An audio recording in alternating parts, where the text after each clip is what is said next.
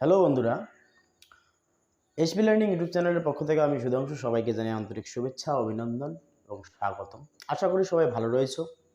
আজকে আমি যে বিষয়টি নিয়ে আলোচনা করব তা হলো ইংরেজির একটি গ্রামাটিক্যাল পার্ট, আর্টিকেল। আমরা ছোটোবেলা থেকেই হয়তো সবাই আর্টিকেল শিখে এসেছি এবং আর্টিকেল সম্পর্কে সঠিক ধারণা হয়তো বা কেউ জানি, কেউ বা জানি না।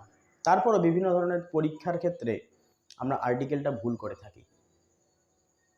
তো বন্ধুরা, আজকে আমি আর্টিকেল বিষয়টাকে এমনভাবে শেখাবো, এমন কিছু গুরুত্বপূর্ণ তথ্য তোমাদের সকলের সামনে তুলে ধরব, যেগুলো জানলে পড়ে আজকের পর ভবিষ্যতে আর কোনোদিনও হয়তো আর্টিকেলটাতে অন্ততপক্ষে ভুল হবে না।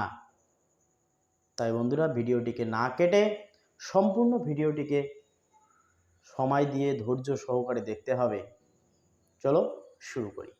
তাহলে আমরা প্রথমে জেনে নেই আর্টিকেল কাকে বলে। কি বলা হয়েছে?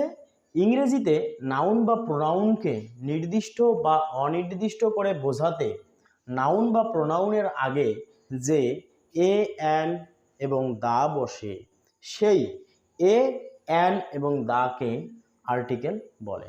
বোঝা গেছে বন্ধুরা? আর্টিকেল কাকে বলে আমরা সেটা জেনে গেলাম। এবার এই আর্টিকেলের শ্রেণী বিভাগ। আর্টিকেলকে দুই ভাগে ভাগ করা হয়। একটাকে বলা হয় ডেফিনিট আর্টিকেল, মানে যা কোনো কিছু নির্দিষ্ট করে বোঝালে বসে। এই ডেফিনিট আর্টিকেল হলো দা, অর্থাৎ কোনো কিছু নির্দিষ্ট করে বোঝালে পরে সেই ওয়ার্ড বা শব্দটির আগে দা আর্টিকেলটি বসবে। অন্যদিকে দ্বিতীয় ভাগটি হলো ইনডেফিনিট আর্টিকেল। এই ইনডেফিনিট আর্টিকেল যা কোনো কিছু অনির্দিষ্ট করে বোঝালে বসে। এই ইনডেফিনিট আর্টিকেল হলো এ এবং অ্যান। তাহলে বোঝা গেছে আর্টিকেলকে দুই ভাগে ভাগ করা হলো, এ ডেফিনিট আর্টিকেল, দুই নম্বর ইনডেফিনিট আর্টিকেল। ডেফিনিট আর্টিকেল হচ্ছে দা এবং ইনডেফিনিট আর্টিকেল হলো এ আর অ্যান। বোঝা গেছে? এবার আমরা এই ডেফিনিট এবং ইনডেফিনিট আর্টিকেলগুলোর করার নিয়ম, অর্থাৎ কোন সময় ডেফিনিট আর্টিকেলগুলো বসবে এবং কখন কখন ইনডেফিনিট আর্টিকেল বসবে, তা করার জন্য কতগুলো নিয়ম আছে। এখন আমরা সেই নিয়মগুলো শিখে নেব। প্রথমে আমরা ডেফিনিট আর্টিকেল করার নিয়ম শিখে নেব। তো ডেফিনিট আর্টিকেল করার নিয়ম কি বলা হয়েছে? 1 নম্বর, সাধারণ নাউন শব্দটি একবচন হলে তার আগে দা বসবে। অর্থাৎ কোনো বাক্যে যদি কোনো একটি শব্দ নাউন হয় এবং সেটি যদি সাধারণ হয় তাহলে, এবং সেই নাউন শব্দটি যদি একবচন হয় তাহলে তার আগের শূন্যস্থানে দা বসাতে হবে। 2 নম্বর, সমগ্র জাতি বোঝাতে ব্যবহৃত শব্দটি একবচন হলে তার আগে দা বসবে। তার 2 নম্বর নিয়মটি বোঝা গেছে। 3 নম্বর, বিশ্বে যা একটির বেশি নেই সেগুলিকে বোঝাতে দা বসে। অর্থাৎ আমরা বলতে পারি পৃথিবীতে যা কেবলমাত্র একটি রয়েছে, এইরকম কোনো জিনিস, কোনো বস্তু, কোনো প্রাণী, কোনো মানুষ কিংবা অন্য কোনো মহান ব্যক্তি অথবা অন্য কোনো মহাজাগতিক বিষয় যাই বোঝাক না কেন, সেগুলো যা পৃথিবীতে একটাই রয়েছে তাদের আগে দা বসবে। 4 নম্বর, কোনো ব্যক্তির বিবরণ দেওয়ার পর যদি ওই বাক্যেরই শেষের অংশে আবার কিংবা মাঝখানে যেখানেই হোক না কেন ওই ব্যক্তিকে যদি পুনরায় বোঝানো হয় তাহলে পরে সেই শূন্যস্থানটাতে দা বসাতে হবে। বোঝা গেছে? 5 নম্বর, দুই ব্যক্তির মাঝে তুলনা করলে যার সাথে তুলনা করা হবে তাকে নির্দিষ্ট হিসাবে ধরে তার আগে দা বসাতে হবে। 6 নম্বর, অ্যাডজেক্টিভ বাক্যের প্রথমে বসলে দা বসবে। 7 নম্বর, অ্যাডজেক্টিভের সুপারলেটিভ রূপের পূর্বে দা বসবে। 8 নম্বর, যত তত ভালো মন্দ একসাথে বোঝাতে একই বাক্যে দুটি অংশে নির্দিষ্ট বোঝাতে দা বসবে। 9 নম্বর, মর্নিং, নুন, আফটারনুন, নাইট, ইভিনিং এইসব শব্দের পূর্বে যদি ইন থাকে তাহলে তারপরে দা বসবে। 10 নম্বর, চন্দ্র, সূর্য, সাগর, মহাসাগর নদী, পর্বতশ্রেণী, দ্বীপপুঞ্জ, উপসাগর, উত্তর, দক্ষিণ, পূর্ব, পশ্চিম, পৃথিবী, জাতি, সম্প্রদায়, ধর্মগ্রন্থ, পত্রিকা, জাহাজ, তারিখ, ভৌগোলিক নাম প্রভৃতি শব্দ যদি থাকে তাহলে সেই সব শব্দের আগে দা বসে। তাহলে বন্ধুরা আমরা এই ডেফিনিট আর্টিকেল করার যে নিয়ম সেই নিয়মগুলো আমরা কিন্তু জেনে গেলাম। এখন আমরা জানবো ইনডেফিনিট আর্টিকেল করার নিয়ম। চলো তাহলে এবার ইনডেফিনিট আর্টিকেল করার নিয়ম কি কি। 1 নম্বর, শব্দের প্রথমে ভাওয়েল থাকলে অ্যান বসে। 2 নম্বর, শব্দের প্রথমে কনসোন্যান্ট থাকলে এ বসে।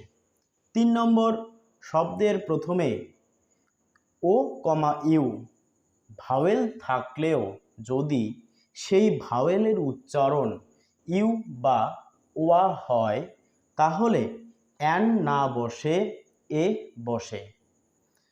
4 নম্বর, শব্দের প্রথমে কনসোন্যান্ট থাকা সত্ত্বেও উচ্চারণ ভাওয়েলের মতো হয় তবে তার আগে এ না বসে অ্যান বসে।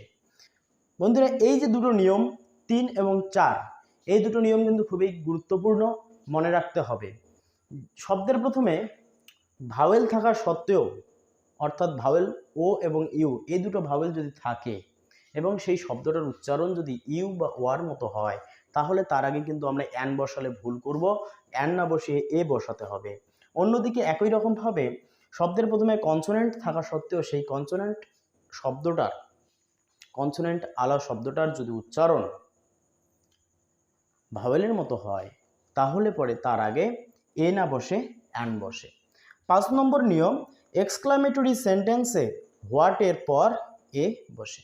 বোঝা গেছে? তাহলে আমরা ইনডেফিনিট আর্টিকেল করার নিয়মগুলো জেনে গেলাম। এখন আমরা জানবো যে আর্টিকেল কোন কোন ক্ষেত্রে বসে না। চলো শিখে নেই। 1 নম্বর, প্লুরাল নাম্বারের আগে কোনো আর্টিকেল বসে না। মনে রাখবে, প্লুরাল নাম্বারের আগে মানে বহুবচনের ক্ষেত্রে বা বহুবচন কোনো শব্দের আগে কোনো আর্টিকেল বসবে না। 2 নম্বর, সমগ্র জাতি বোঝালেও ম্যান এবং ওম্যান এর পূর্বে কোনো আর্টিকেল বসে না।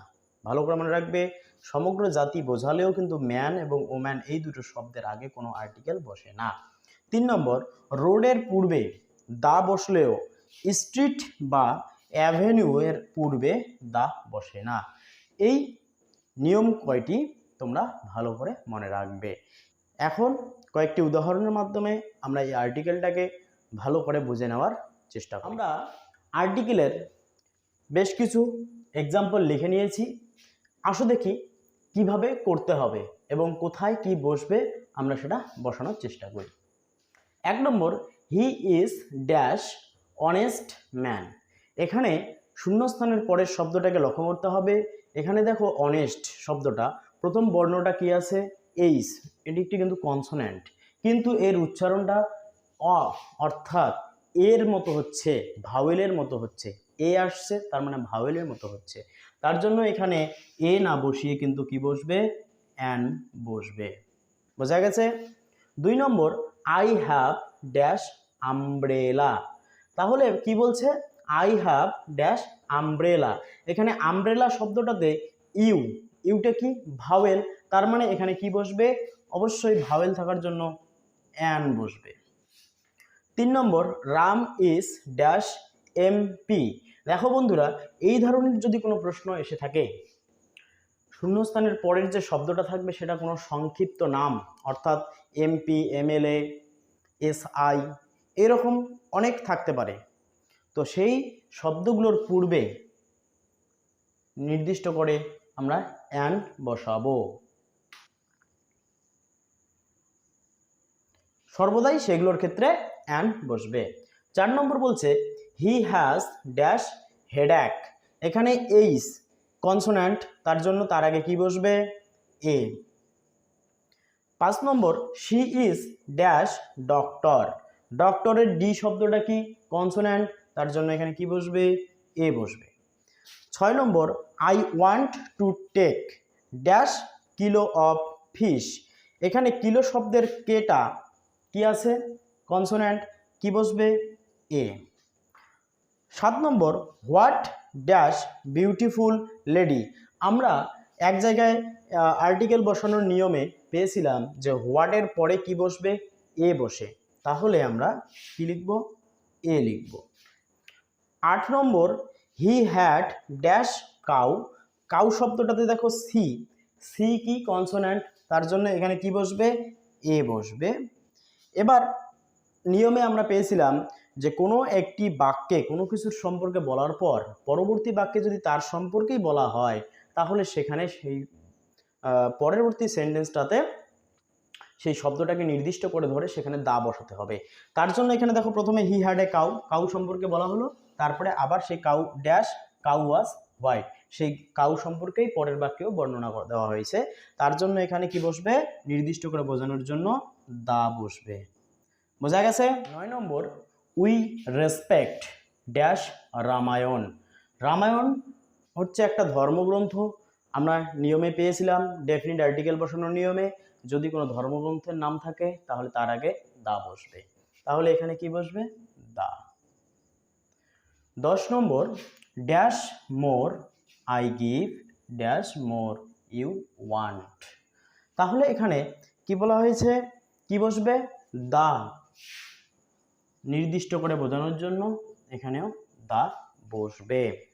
11 নম্বর Mahatma Gandhi is dash father of the nation.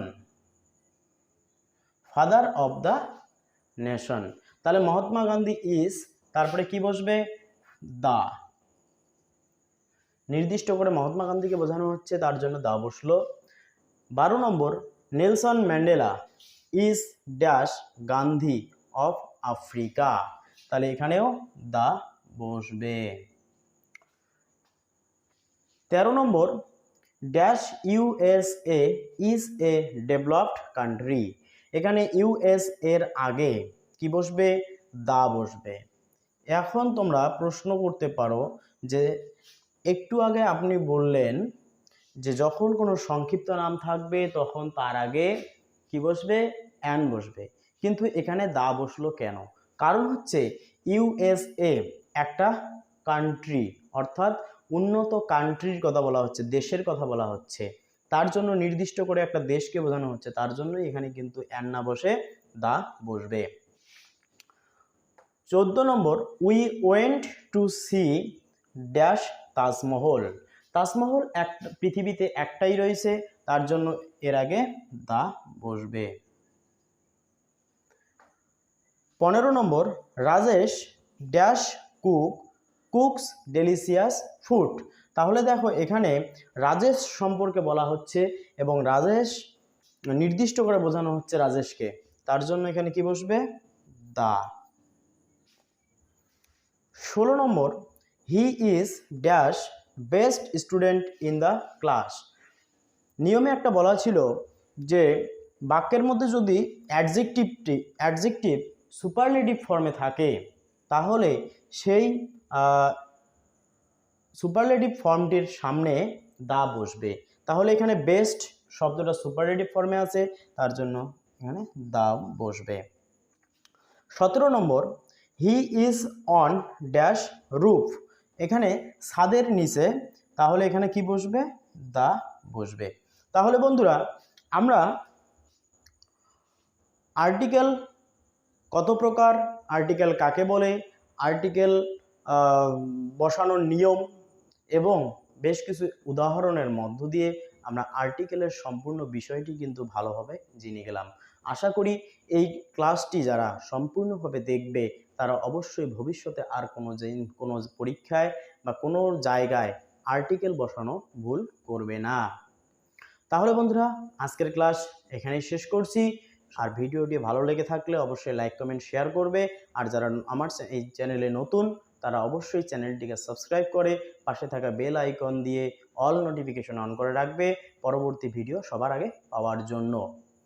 ততক্ষণ পর্যন্ত সবাই সুস্থ থাকবে, ভালো থাকবে, ধন্যবাদ।